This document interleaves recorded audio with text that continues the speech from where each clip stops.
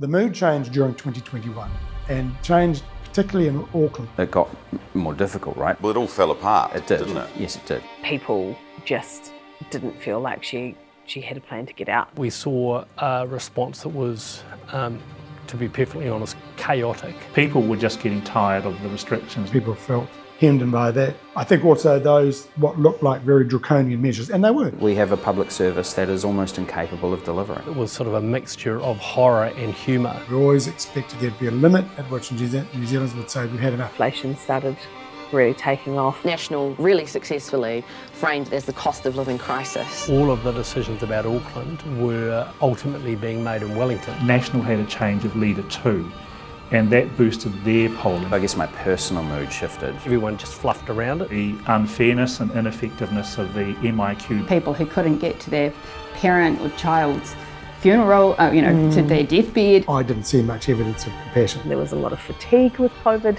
setting in. I'll never get over the rat test fiasco. We lacked a compassion that we could have exhibited. The protest outside Parliament. It was a protest against the mandates. Pretty scary, actually.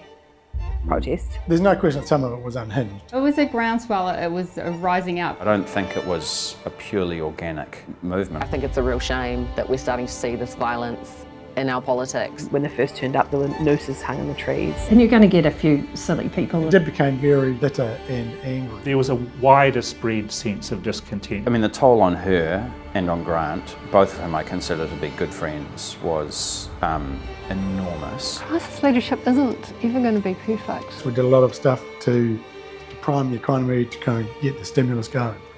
And I think it was overdone. You can see how the tide starts to shift and people wanted to blame somebody. And that then fueled inflation. And so that then became its own problem. I was pretty convinced we weren't going to get a third term. It's simply undemocratic to implement gradual constitutional change without public consent. People were so exposed to Labour, so exposed to Ardern. The Labour Party had also made a bunch of promises to New Zealand that just never happened. There was a lot going on. She was concerned about how much was going on. Who do you blame? You blame the leader. Labour was gradually starting to lose support. I think the water reforms had got bogged down. Things were a bit of a runaway train. The failure to deliver were quite apparent. She lost control of her cabinet.